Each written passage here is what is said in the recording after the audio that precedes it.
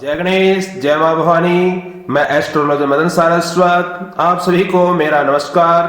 मां करणी ज्योतिष कार्यालय में आप सभी का स्वागत है और आपके अपने YouTube चैनल पर भी आप सभी का बहुत बहुत स्वागत। आज हम जानेंगे व्रत या उपवास के विषय में। व्रत और उपवास के क्या नियम होते हैं, इन दोनों में क्या अंतर होता है और व्रत करने का, उपवास करने का क्या लाभ होता है, इन सभी विषयों के बारे में हम चर्चा करेंगे। उससे पहले आप चैनल को सब्सक्राइब कर लीजिए और बेल आइकन दबाना भी ना भूलें। आज हम व्रत और उपवास के विषय में चर्चा करेंगे। क्या होता है व्रत, किस प्रकार किया जाता है और कब कब व्रत करने का क्या क्या नियम होता है, किस समय व्रत को खोलना चाहिए, किस समय व्रत को धारण करना चाहिए।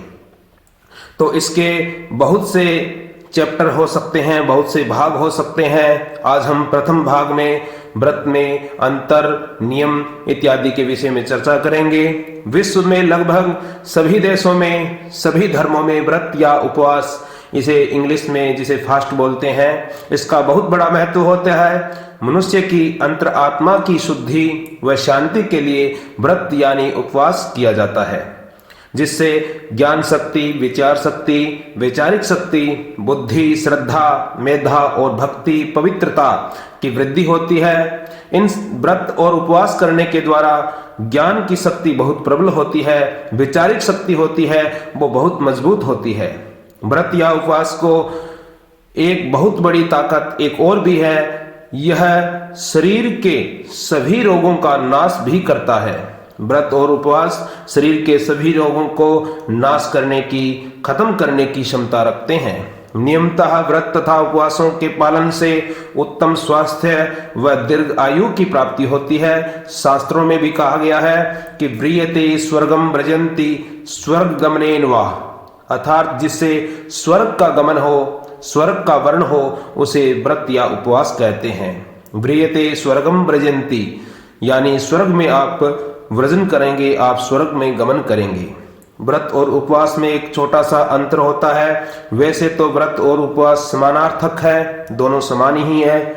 लगभग सभी कार्यों में, सभी संकल्पों में व्रत और उपवास को समानार्थक लिया जाता है। संस्कृत में उप यानी समीप, वास यानी, वास का अर्थ होता है बैठना, यानी परमात्मा के समीप बैठना। व्रत और उपवास में एक छोटा सा अंतर जो मैं आपको लोकाचार के अनुसार बतला रहा हूं। लोकाचार के अनुसार व्रत में निराहार रहना पड़ता है, जिसमें भोजन इत्यादि नहीं करना पड़ता है, और व्रत में आप शास्त्र व पुराणों के अनुसार व्रत खोलना यानी भोजन कर सकते हैं। व्रत खोलना आमतौर पर यह शब्द सभी जगह प्रयोग होता है, व्रत खोलना, और उपवास खोलना यह सब कहीं प्रयोग नहीं किया जाता है, यानी उपवास किया जाता है, व्रत खोला जाता है। व्रत को खोल सकते हैं।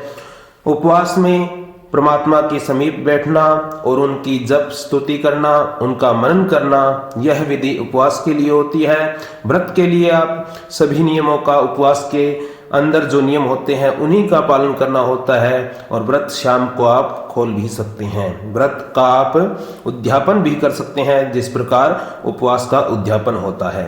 व्रतों में वेद, धर्मशास्त्र, पुराणों तथा वेदांगों में बहुत कुछ कहा गया है व्रतों के बारे में। व्रतों पर अनेकों ग्रंथ हैं जिनमें व्रतों के बारे में बहुत से युक्ति, लोकाचार इत्यादि बतलाए गए हैं, जैसे व्रतराज में, व्रतार्क में, व्रत कौस्तुभ में, कल्पद्रुम में, मुक्तक संग्रह में, हेमाद्री व्रतखंड इत्यादि अनेकों ग्रंथों में व्रतों के बारे में निबंध आए हैं। उन सभी विषयों में हम चर्चा करेंगे धीरे धीरे। व्रतार्क में क्या कहा गया है, व्रतराज में क्या व्रत के बारे में निबंध दिया गया है, और व्रत कौस्तुभ में क्या कहा गया है, कल्पद्रुम में या मुक्तक संग्रह में, हेमाद्री व्रतखंड में, इन ग्रंथों में क्या क्या व्रत के बारे में नियम इत्यादि बतलाए गए हैं, वह हम अनेकों भाग में धीरे धीरे जानेंगे कि व्रत के विषय में क्या क्या है, क्योंकि व्रत की महत्ता बहुत बड़ी है। शास्त्रों में, ग्रंथों में, पुराणों में व्रत की महत्ता बहुत बड़ी बतलाई गई है।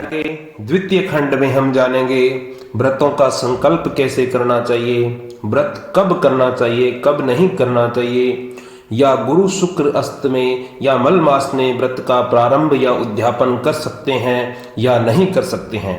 व्रत के जो नियम हैं, स्त्रियों को किस प्रकार व्रत करना चाहिए, पुरुषों को किस प्रकार व्रत करना चाहिए, व्रत में क्या क्या वस्तुओं का प्रयोग कर सकते हैं, क्या वस्तुओं का प्रयोग नहीं कर सकते हैं, कौन सा भोजन व्रत में कर सकते हैं, कौन सा भोजन व्रत में नहीं कर सकते हैं, फलाहार क्या होता है या निराहार क्या होता है, इन सभी विषयों के बारे में हम अगले भाग में जानेंगे। तो आप इंतजार करते रहिए, अगला भाग आपके लिए बहुत विशेष रहने वाला है। जो व्यक्ति धर्म और श्रद्धा के अनुसार व्रत इत्यादि करते हैं, उपवास इत्यादि करते हैं, उनके लिए अगला भाग बहुत विशेष रहने वाला है। तो तब तक आप सभी को मेरा नमस्कार। जय मां भवानी, जय श्री राम।